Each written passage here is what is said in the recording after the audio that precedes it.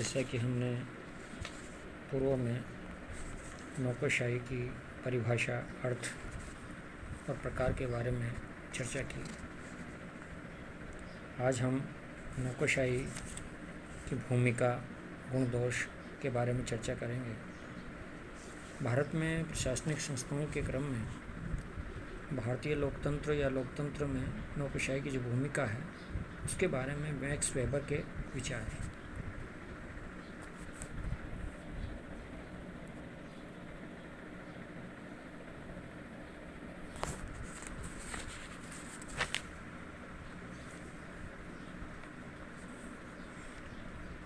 Max weber एक German समाजशास्त्री जिसने सर्वप्रथम व्यवस्थित अध्ययन किया।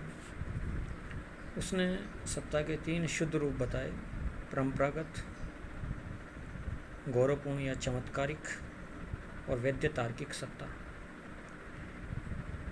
जैसा शासन होगा वैसा प्रशासन होगा। इन सत्ता के स्वरूप को क्रियान्वयन या जमीनी स्तर पर जो क्रियान्विति है वो प्रशासन द्वारा या नौकरशाही के द्वारा व्यक्त की जाती है। मैक्स वेबर ने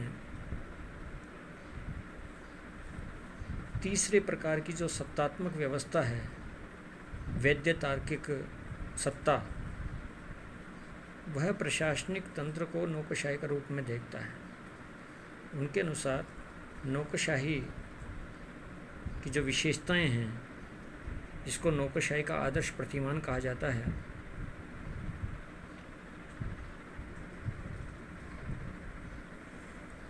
उस आदर्श प्रतिमान की विशेषताएं, मैक्स वेबर का आदर्श प्रतिमान नौकरशाही का जो है: पद एवं पदाधिकारियों का पृथक्करण, योग्यता के आधार पर चयन, अधिकारियों को निश्चित पारिश्रमिक, कार्यालयों के कार्यों को करते समय अनुशासन के अधीन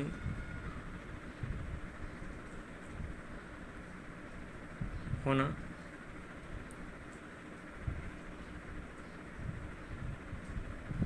पदों की पद सोपान व्यवस्था, संगठन के उद्देश्यों की पूर्ति हेतु कार्यों का विभाजन, इन कार्यों के लिए अपेक्षित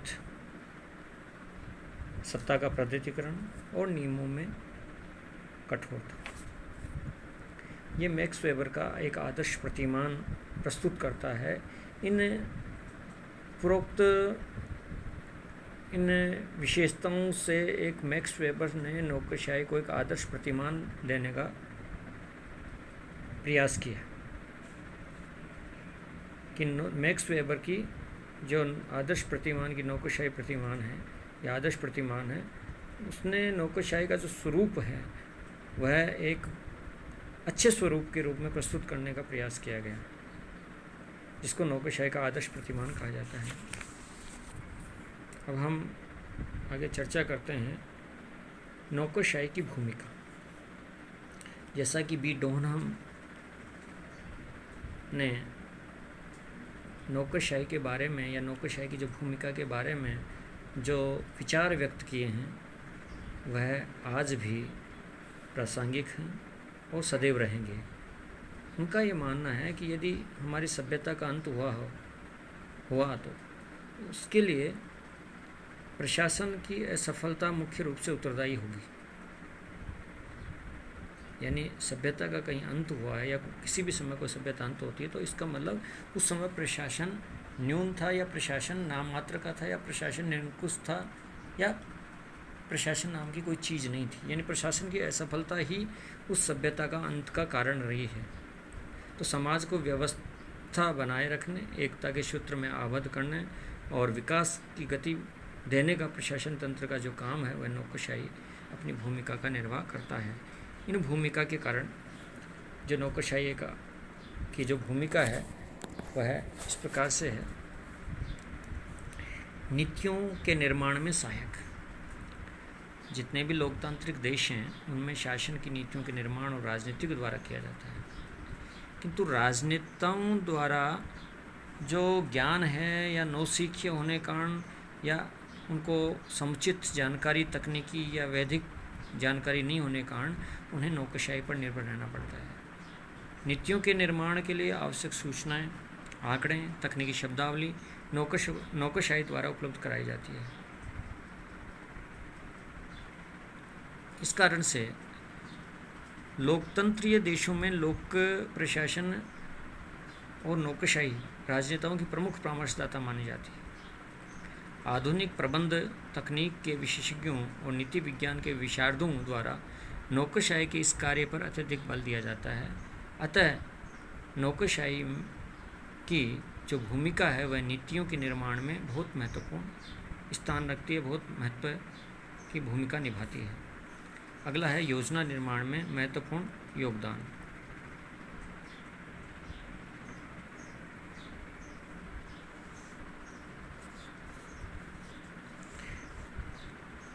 नौकरशाही के अधिकारी जब तक देश में योजना को बनाते हैं, आंकड़ों और सूचनाओं का संकलन करते हैं, किसी भी योजना को अंतिम स्वरूप देते हैं, योजनाओं का महत्व न केवल आर्थिक दृष्टि से है बल्कि उसकी भावी प्रशासनिक नीतियों और कार्यक्रमों के विवरण भी देखने को मिलता है। योजना के प्रशासनिक पक्ष की पूर्व तैयारी पूर्ण रूप से नौकरशाही के सहयोग पर निर्भर रहती है। यहाँ तक उल्लेख करना आवश्यक है कि योजना निर्माण के इस कार्य में जब तक नौकरशाही को प्रशिक्षित नहीं किया जाएगा तब तक निर्धारित लक्ष्यों और उपलब्धियों के बीच अंतर समाप्त करना संभव नहीं हो सकेगा। अगला है नीतियों और योजनाओं के निष्पादन में भूमिका। सरकार द्वारा निर्धारित नीतियों और उनके द्वारा विनिर्मित योजनाओं के निष्पादन तथा क्रियान्वयन का मूल दायित्व नौकरशाही पर है। देश को आर्थिक विकास के मार्ग पर अग्रसर करने के लिए आवश्यक है कि योजनाओं और नीतियों का निष्पादन नौकरशाही द्वारा पूर्णतः प्रभावी तरीके से और निष्ठा से किया जाना अपरिहार्य है। सभी आयोगों और विभिन्न प्रशासनिक सुधार समितियों ने अनुभव किया कि योजनाओं के लक्ष्य को क्रियान्वित करने के लिए नौकरशाही जिस कौशल, गुण और निष्ठा की आवश्यकता होती है उसके विकास पर पर्याप्त ध्यान नहीं दिया गया। भारत में सामाजिक, आर्थिक, राजनीतिक न्याय के संवैधानिक आदर्शों को साकार करने के लिए मूल उत्तरदायित्व नौकरशाही पर है। अगला है चौथा, सामाजिक परिवर्तन और आधुनिकीकरण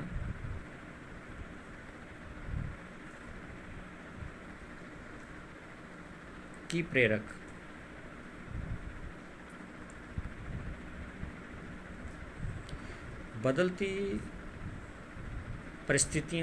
बदलती सामाजिक परिस्थितियाँ, सामाजिक मूल्य और आवश्यकताओं को पहचान कर उसके अनुरूप आधुनिक समाज का निर्माण करना नौकरशाही का प्रमुख दायित्व है। आज जब अन्य कार्य सरकार अपने हाथ में ले लिया है तब समाज के समस्त वर्गों के हितों का संरक्षण, अभिवर्धन और उन्नयन का दायित्व नौकरशाही को वहन करना है।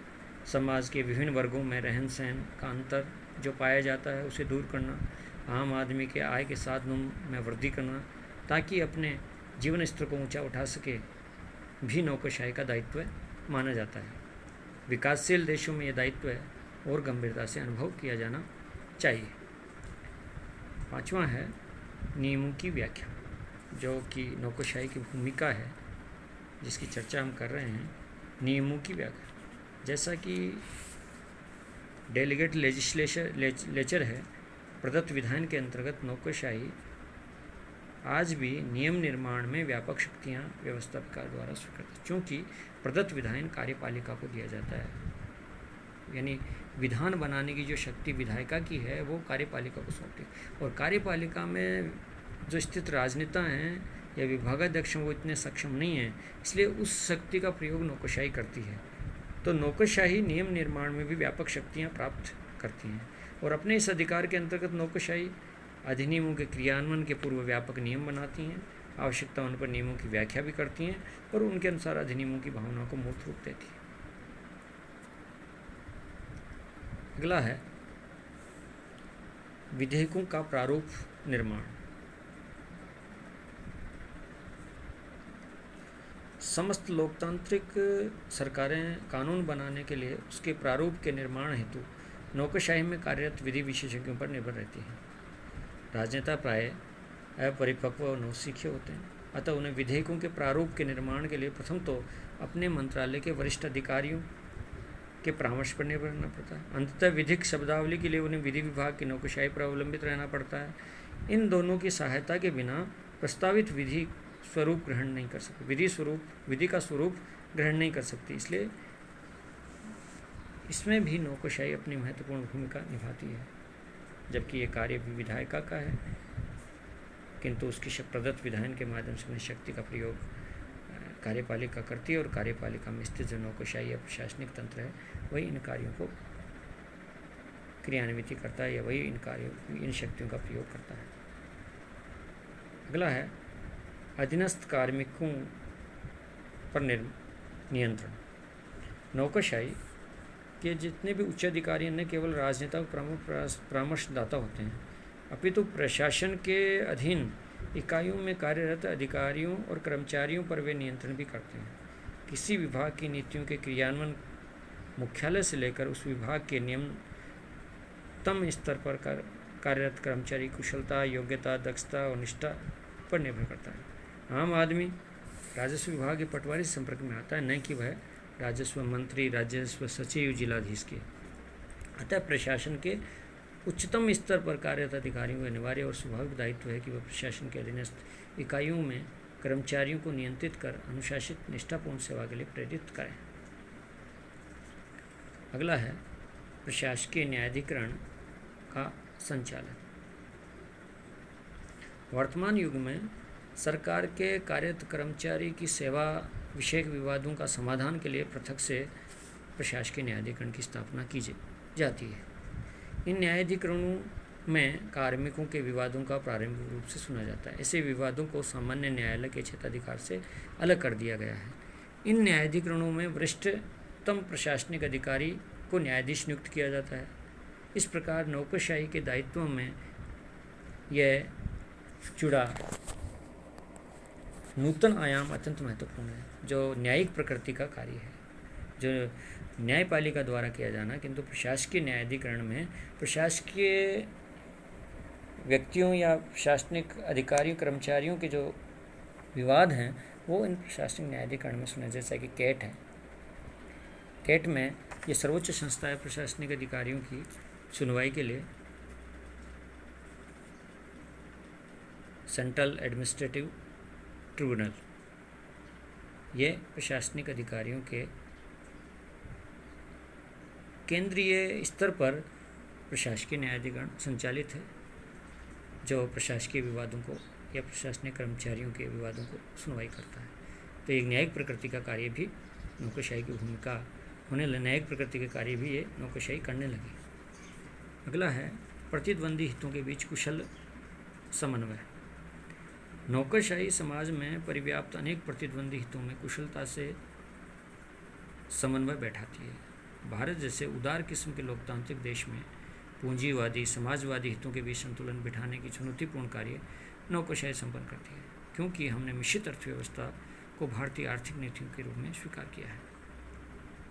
किंतु आज हम निजीकरण की ओर बढ़ रहे हैं, और निजीकरण के रूप में जो प्राइवेट या निजी संस्थाओं और सरकारी संस्थाओं के बीच जो समन्वय है, ये एक बहुत बड़ी चुनौती है, और धीरे धीरे निजीकरण की ओर बढ़ता भारतीय प्रशासन है, उसमें नौकरशाही की जो भूमिका है वो महत्वपूर्ण हो गई है, और अपनी प्रतिद्वंदिता भी निजी क्षेत्र से मिलने लगी है। इसलिए प्रशासनिक कुशलता या प्राइवेट और सार्वजनिक क्षेत्र में जो कुशल समन्वय की आवश्यकता है वह नौकरशाही को करनी है। और भारतवर्ष में तो विभिन्न संप्रदायों, जातियों, धर्मों, भाषाओं, प्रांतों और रीतों के बीच समन्वय करना नौकरशाही का अनिवार्य और स्वाभाविक दायित्व बन जाता है। इसलिए प्रतिद्वंदी हितों के बीच कुशल समन्वय स्थापित करना नौकरशाही महत्वपूर्ण भूमिका के रूप में संचालित करती है। अगला है नियामकीय विकास कार्यों का निष्पादन।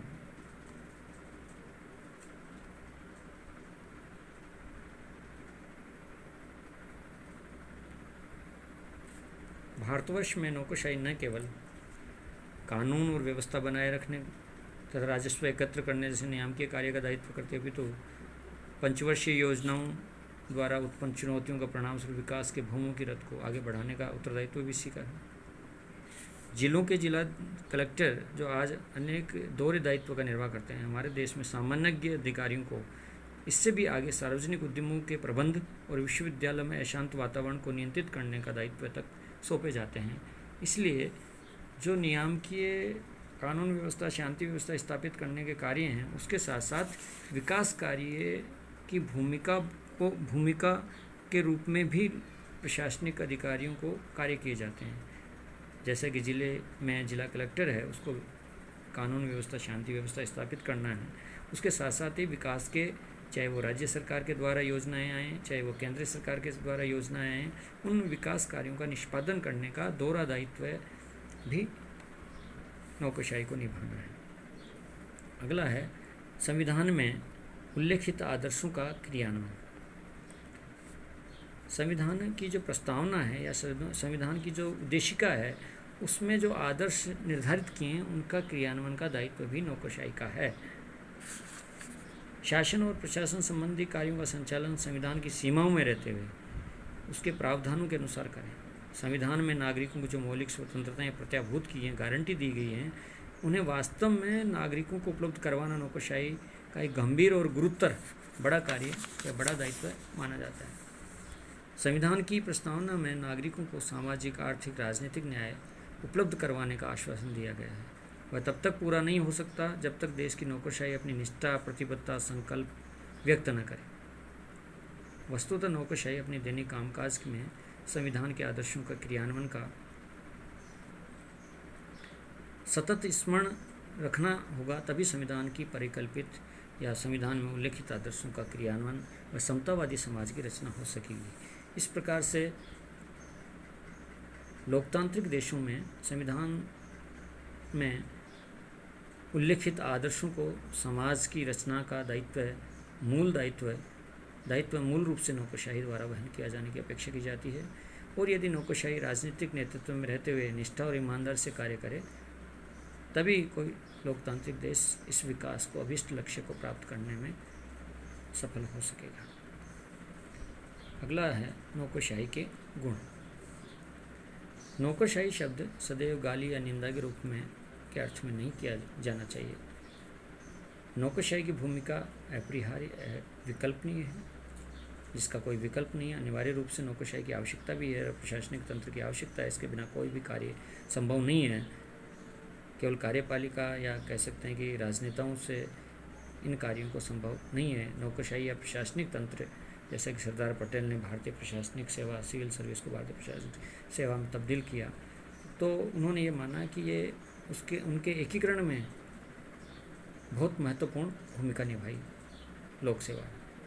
इसलिए नौकरशाही की भूमिका है वह अपरिहार्य और विकल्पनीय, जिसका कोई विकल्प नहीं है, वो आवश्यकता है।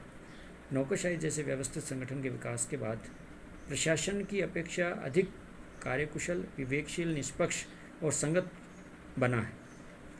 नौकरशाही को संसदीय प्रजातंत्र का मूल्य भी माना जाता है। लॉर्ड मार्ले, जब वे भारत के सचिव थे, ने भारतीय प्रशासन की प्रकृति विषयक अपनी व्याख्या में नौकरशाही के अच्छे और बुरे दोनों पहलुओं को व्यक्त किया। उनका मानना था, यदि हमारा प्रशासन कुछ अधिक कुशल और कुछ और लचीला हो जाए तो पर्याप्त लोकप्रिय हो जाएगा। वह नौकरशाही पर्याप्त लोकप्रिय हो जाएगा। एक विशुद्ध नौकरशाही जो कुशल, सम्मानित, वफादार, परिश्रमी और साथ ही साथ यंत्रवत, जीवन शून्य और कुछ आत्मरहित भी हो, तो हमारे लिए खतरनाक भी बन सकती है। नौकरशाही अपने आप में बुरी नहीं है, वस्तुतः कुछ तत्वों तो अपरिहार्य हैं। आवश्यकता इस बात की इसके मुख्य दोषों से बचा जाए। नौकरशाही के दोष। नौकरशाही के सबसे बड़े प्रखर आलोचक रैमजी मेयर और लॉर्ड हिवर्ट ने नौकरशाही को प्रजातंत्र के आवरण के नीचे फलती फूलती ऐसा शासन तंत्र है जो अपनी हमेशा शक्ति को बढ़ाता है, जो जनसाधारण की मांगों की उपेक्षा करता है जो अनावश्यक विस्तारवादी प्रवृत्ति रखता है, जो प्रजातंत्रीय संस्थाओं के प्रति उदासीन है, परंपरा प्रिय है, अनुदावादी है, दंभ और आत्मतुष्टि से ग्रस्त रहता है, ऐसा नौकरशाही के जो एक दोष देखने को मिलते हैं, उसमें जो प्रखर आलोचक हैं रेमजी मयूर का मानना है कि नौकरशाही की शक्तियाँ प्रजातंत्र के आवरण के नीचे फलती फूलती हैं। उनके अनुसार शासन प्रणाली में नौकरशाही की शक्ति अत्यधिक बढ़ गई है, चाहे वह प्रशासन से संबंधित हो या विधान से संबंधित या वित्त से संबंधित। और इसी प्रकार लॉर्ड हिवर्ट ने अपनी पुस्तक न्यू डेस्पोटिज्म में नौकरशाही की बढ़ती हुई शक्तियों की ओर एक नवीन निरंकुशता की ओर दुनिया का ध्यान इंगित करने या ध्यान आकृष्ट करने का प्रयास किया है। उनका कहना है कि कार्यपालिका और नौकरशाही के हाथों प्रत्यायोजित विधान के माध्यम से विधि निर्माण और प्रशासकीय न्यायाधिकरण के माध्यम से न्यायिक शक्तियों का भी कार्य करने लगा है।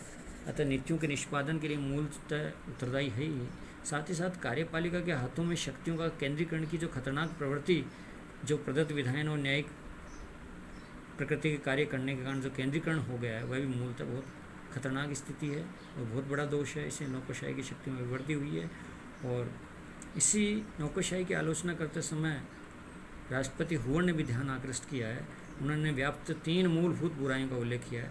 नौकरशाही लोकप्रिय मांगों के प्रति अनुत्तरदायी होती है, जिसमें शक्ति की भूख होती है, जिसकी नीति निर्माण में अत्यधिक भूमिका रहती है। इस प्रकार से नौकरशाही की आलोचना में अन्य जिन गुणों का उल्लेख किया है, वह इस प्रकार से हम विस्तार से चर्चा करेंगे। वह है, पहला है जन सामान्य की मांगों की उपेक्षा। नौकरशाही ये मान कर चलती है लोकहित की संरक्षक है, केवल उसी के द्वारा जनता के सही हित की पहचान की जा सकती है। नौकरशाही आमतौर पर जनमत की उपेक्षा करते हुए कार्य करती है। नौकरशाही के अधिकारी जनता की अपेक्षा की तुलना में कार्य की तकनीक पर अधिक ध्यान देते हैं, जिससे जन सामान्य की मांगों की उपेक्षा की जाती है, जो ये महत्वपूर्ण दोष देखने को मिलता है। दूसरा है लाल फीताशाही। नौकरशाही कार्य निष्पादन में अत्यधिक विलंब करती है। कार्य की निर्धारित प्रक्रिया की औपचारिकता के पालन में नौकरशाही इतना निष्ठावान हो जाता है कि साध्य के स्थान पर वह साधन के लिए अत्यधिक महत्वपूर्ण बन जाती है। इसलिए कार्य में बहुत बड़ा विलंब होता है। इसको लाल फीताशाही कहते हैं, रेड टेपिज्म कहते हैं। अगला है lust of power, the lust of power, शक्ति की लालसा या शक्ति की प्रेम। नौकरशाही शक्ति के भूख व प्रेमी होते हैं। इतनी इच्छा की पूर्ति के लिए वे लोकहित की किस सीमा तक उपेक्षा करने में नहीं चूकते। वर्तमान प्रजातांत्रिक परिवेश में मंत्रियों की शक्तियों के नाम पर अधिकारियों ने अधिकांश प्रशासकीय शक्ति पर नियंत्रण कर लिया है। अगला है विभागवाद की प्रवृत्ति। प्रत्येक विभाग अपने लिए हित और विभाग पर ध्यान केंद्रित रखता है। एक विभाग में काम करते हुए वे अपने विभाग को इतना श्रेष्ठ मानते हैं, न केवल दूसरे विभाग में से बल्कि आम जनता से भी कट जाते हैं। विभागीय हित की बात के आगे वे समग्र हित को भुला बैठते हैं। ये भी एक बहुत बड़ी समस्या है। अगला है अनावश्यक विस्तार की प्रवृत्ति। नौकरशाही में अनावश्यक विस्तार की प्रवृत्ति पाई जाती है। जैसा कि पार्किंसन ने अपने अनुसंधान में प्रतिवर्ष नौकरशाही 5.75% औसत वृद्धि का उल्लेख किया है। उनका विश्लेषण है, नौकरशाही के अधिकारी और कर्मचारियों में अतिरिक्त कार्य पैदा करने की प्रवृत्ति पाई जाती है। संगठन की अंतिम पंक्ति में कार्यरत व्यक्ति हमेशा ये अनुभव करता है कि यदि कभी संगठन में कार्य में कमी हुई तो उनकी सेवाओं पर असर पड़ सकता है। ऐसी मनस्थिति में नए कर्मचारियों को निरंतर मांग इस तथ्य के बावजूद करते रहते हैं कि संगठन में वस्तुतः उनके लिए पर्याप्त काम नहीं है। इस मनोवृत्ति के कारण दुनिया के प्रत्येक देश में नौकरशाही का आकार अनियंत्रित विस्तार है। किंतु 5वें और 6ठे वेतन आयोग में लगातार 5% की कमी जो की जा रही है, इस ओर ध्यान दिया गया है। किंतु सदैव ये ध्यान रहता है कि अनावश्यक विस्तारवादी प्रवृत्ति के कारण अनावश्यक विस्तार को बढ़ाया जाए ताकि नए कर्मचारियों की मांग कर सके। किंतु 5वें और 6ठे वेतन आयोग में इसमें कमी आई। पद कम किए जा रहे हैं। अगला है परंपरावादी और अनुदारवादी। नौकरशाही प्राय परंपरा प्रिय, अनुदारवादी यथास्थितिवादी रुख अपनाते हैं। वे प्राय नवीन और विकास के प्रति विरोध का भाव रखते हैं, नवाचार से दूर भागते हैं। परंपरा से हटकर कार्य करने में चूंकि अधिक परिश्रम करना पड़ता है और नवीन समस्याओं का सामना करना पड़ता है, अतः सदैव इस स्थिति से बचने का प्रयत्न करते हैं और नवाचार से दूर भागते हैं। परिणाम स्वरूप विकास की गति शिथिलता। जबकि लोक प्रशासन का एक नवीन जो परंपरा है वो नवाचार पर अधिक बल देती है, शासन प्रशासन, किंतु ये उसका विरोध करते हैं क्योंकि जैसा ढांचे में ढले हुए हैं, ढांचे के अनुसार काम करने की आदत पड़ी हुई है, उसमें समस्याओं का सामना करना पड़ता है, इसलिए परंपरावादी और अनुदारवादी होते हैं। अगला है प्रजातंत्रीय संस्थाओं के प्रति उदासीनता।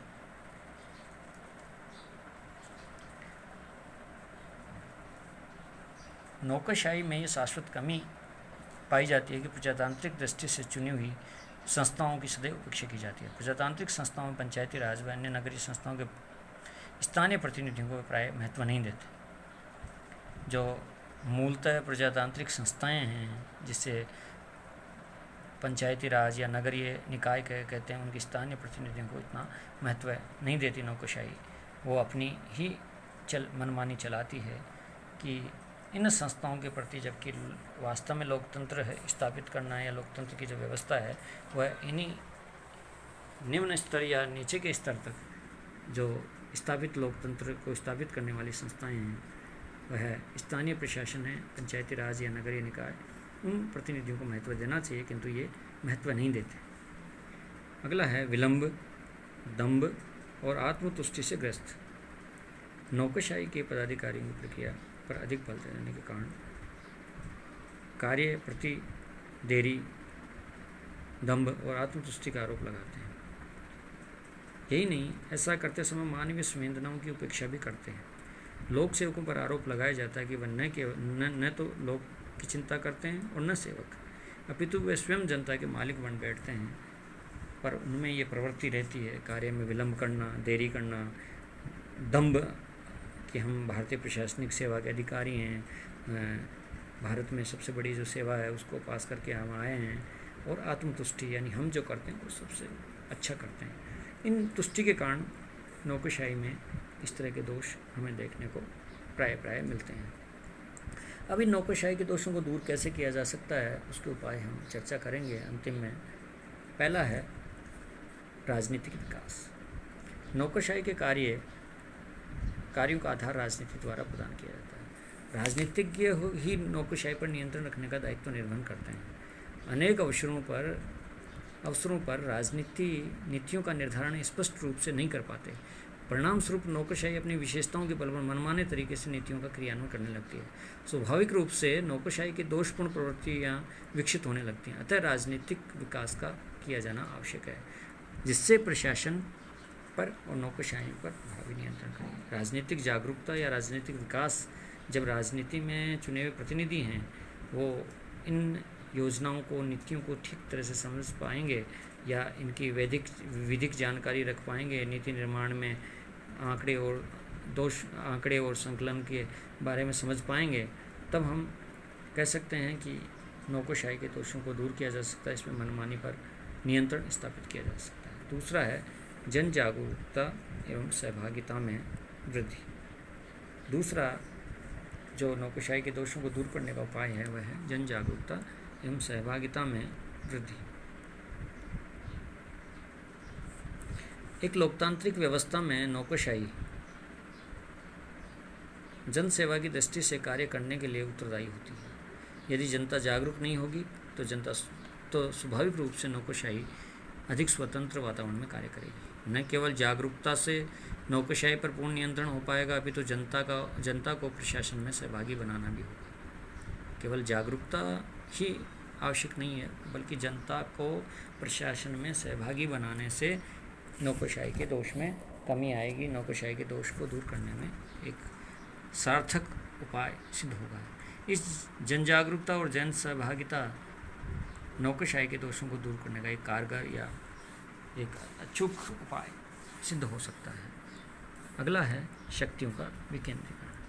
नौकरशाही की जो प्रवृत्ति केंद्रीकरण की है, उस दोष को दूर करने के लिए जो मूल समस्या है केंद्रीकरण की, उसका विकेंद्रीकरण किया जाए, ये अच्छा उपाय है।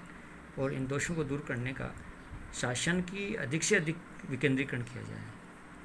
विकेंद्रीकरण की स्थिति से शक्तियों का केंद्रीकरण नहीं हो पाएगा, जिससे प्रशासन में निर्णय प्रत्येक स्तर पर शीघ्रता से लिए जाएंगे, जिसका परिणाम स्वरूप ये होगा कि लाल फीताशाही के जैसे दोषों को पर अंकुश लगेगा और नौकरशाही पर भी नियंत्रण स्थापित किया जा सकता है। अगला है न्यायिक सक्रियता। नौकरशाही के दोषों को दूर करने के लिए न केवल राजनीति का विकास होना आवश्यक माना गया है, अपितु न्यायपालिका को भी जनहित में अधिक सक्रिय भूमिका के रूप में अपना निर्वाह करना पड़ेगा। न्यायपालिका जनता के जनहित के मामलों में अधिक सक्रिय रूप से, जैसा कि हमें देखने को मिलता है, जनहित याचिका के माध्यम से कोई खबर है अखबार में या टीवी में कोई समाचार आया है, उस समाचार के आधार पर न्यायपालिका PIL लगाती है या जनहित याचिका दायर स्वयं अपनी जागरूकता का कारण करती है और फिर वह निर्णय देती है, तो वो नौकरशाही पर एक तरह से नियंत्रण का साधन है और नौकरशाही पर रास्ता दिखाने का कार्य करती है।